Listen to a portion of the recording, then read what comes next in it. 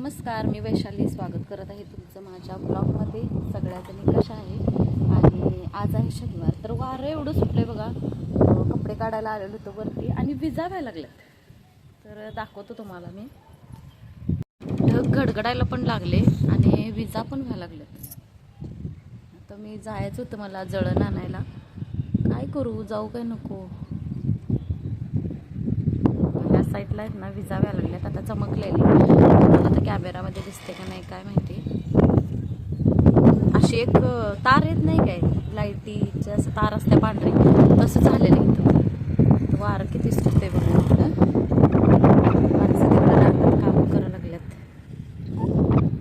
Capture करते काय माहिती.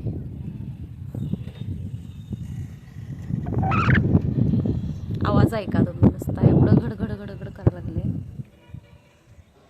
आता मार्च महिना सुरू आहे, पाऊस पडायचं काय म्हणजे कारणच नाही. भाऊ काय म्हणतात, ऋतूच बदलायला लागल्यात आता सगळं.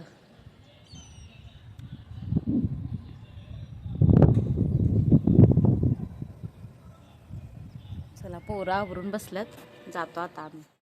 आणि इथं ना श्री रुसून बसलेला होता की मोबाईल कोण पकडणार ह्या नादात. तर इथं कपडे आणून ठेवलेले होते आणि हे 5:45चं टायमिंग आहे आणि उजेड एवढा पडते बघा. आता दिवस मोठा असल्यामुळं रात्र लवकर होत नाही आणि आपल्याला जे काम म्हणजे वेळ भरपूर मिळते दिवस मोठा असला की काम करायला. तर त्यामुळंच तर आता सुहानीला कपडे घडी घालायला सांगितलेली होती. बाकी जेवढी काही घरातली कामं होती ती सगळी तिला सांगितलेली होती आणि आम्ही दोघी गेलो आता ह्याला, म्हणजे आंबं पण काढायचं होतं आणि शेणकुटं जळण जे काय मिळेल ते घेऊन यायचं होतं. तर नुसतं पोतच घेऊन गेलेलो होतो मी. अजून 2-3 पोते नेले असते तरी पण चाललं असतं. एवढं भरून जळण मला मिळालं तिथं. तर एरिया भरपूर मोठा आहे इकडं. जनावरं, म्हशी, गाई भरपूर येतात. त्यामुळं शेणी ह्या पडलेल्या असतात आणि मोकळंच आहे सगळं. यांचे प्लॉट जे आहेत ते मोकळे आहेत. त्यामुळं शेणकुटं म्हणा किंवा जळण काटक भरपूर मिळते इथं. आणि सूर्य बघा डोक्यावरती अजून तो मावळायलाच लागलेला होता. तर 5:45 वाजलेले होते तरी पण एवढं अजून हे दिसत होतं.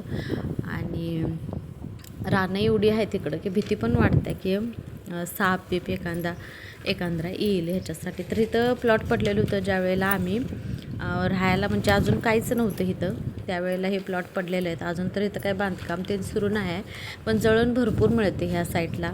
म्हशी गाई येतात त्यामुळं. आणि चिंचेची आंब्याची झाडं तर एवढे प्रमाणात तिथं की सांगण्याच्या पलीकडे. तर इथं बघा, माझा इथं असा विचार चालला आहे की जोपर्यंत ऊन संपत नाही, पाऊस लागत नाही, तोपर्यंत रोज संध्याकाळचं जायचं, जळण गोळा करायचं आणि आणायचं. जळण माप आहे बघा, खरं काट्याचंच आहे भरपूर. तर जास्त करून इकडं बाबळीची, चिंचेची आणि ते अनेक कुठलं तर झाड म्हणतात, काय म्हणतात त्याला, केकताडी काय तर म्हणतात, ते तसलं झाडं इकडं भरपूर आहेत. आणि त्याचं जळण तोडून टाकलेलं आहे बघा शेळ्यासनी. त्याचा काय तर पाला घालतात जनावरांसनी. तर त्यामुळं आणि त्याला काटात ती खात्यात कशी, मला तेच विचार पडते. म्हणजे जरासा हात लावला तर माझ्या 2-3 बोटामध्ये त्याचं काटं घुसलं. आणि शेळ्या जनावरं कसे खातात काय माहिती. तर इथं बघा तेच जळण दिसते तुम्हाला समोर. आणि बाबळीच्या काट्याचं पण भरपूर जळण आहे, पण सगळं काट्यानं भरलेलं आणि ते नाही निव वाटत. ते रोज सकाळी मग काटच काढायची पाळी यायची. त्यामुळं तर हे नाही जळण घेतलं. शेणकुटं जेवढी होते तेवढीच गोळा केली आणि घेऊन गेलो. तर 2-3 पोती आणायला पाहिजे होती, एवढ्या प्रमाणात होते. फक्त ह्या 2-3 आंब्याच्या झाडाखालनंच आम्ही फिरलेलो होतो. तर एवढे जळण मिळालं, म्हणजे शेणकुटं मिळालीत. लय लहान आहेत है नी.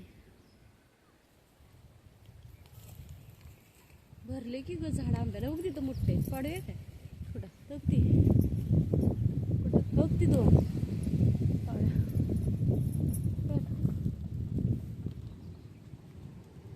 आले त्याला.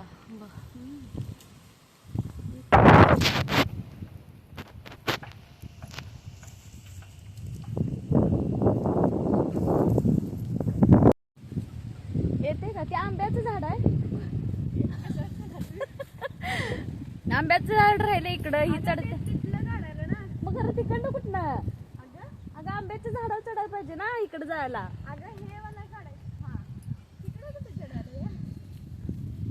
तूच बघ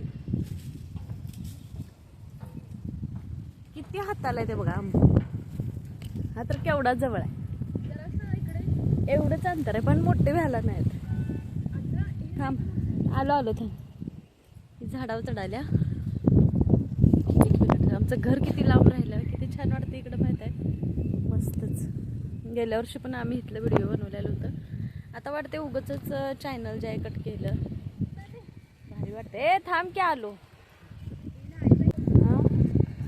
गेल्या वर्षी असंच आंबं एवढं मोठं मोठं झालेले होते आणि वारं पडलं, वारं नाही पाऊस आल्यानंतर धर मी हे घेतो गोळा करून.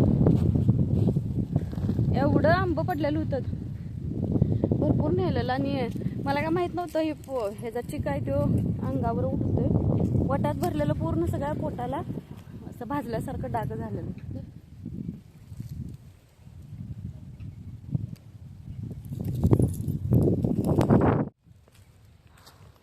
हा बघ त्या झाडाला तिकडे जायचं.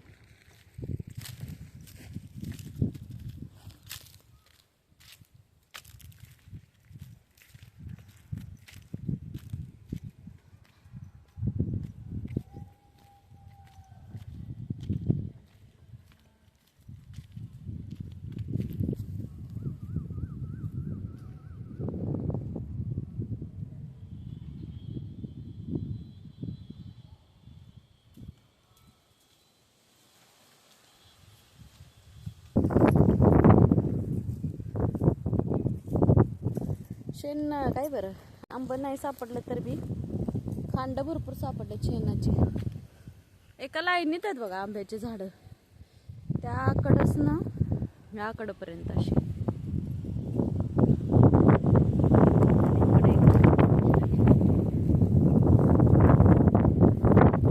आणि पिराचं जे देव आहे ना ते तिथं वरती, तिथं झेंडा दिसते बघा तुम्हाला. म्हणजे आमच्या इथं 3 पीर आहेत गावाला.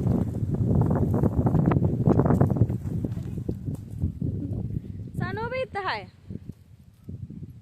अभि ये पाडूया. अबे त्यो जवळच आहे, चल दरी ये.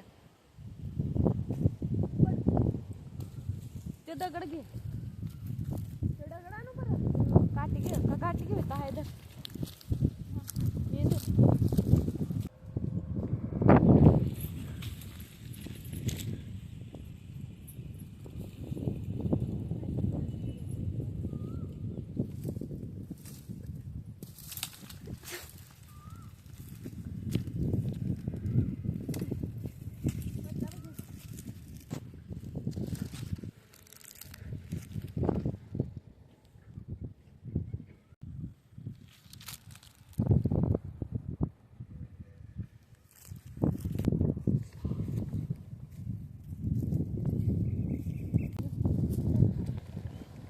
श्री आमच्यावरती अजून रुसलेलाच होता, त्याचं तोंड बघूनच कळते बघा. आणि चिडलेला होता एवढा की मला मोबाईल दिला नाही व्हिडिओ बनवायला, त्यासाठी तो रुसून बसलेला होता. आणि म्हटलं आता याच्याकडे लक्ष देत बसलो तर काम सगळं राहील तसंच. तर इथं बघा पाऊस आलेला होता केवढा, आणि हे आलेले होते, हे आणि श्री गेलेले होते बाहेर.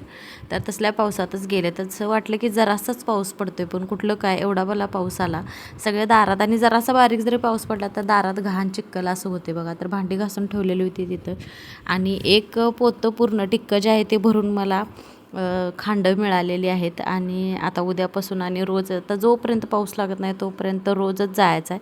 चला, व्लॉग आवडला तर लाईक शेअर सबस्क्राईब करा. बाय.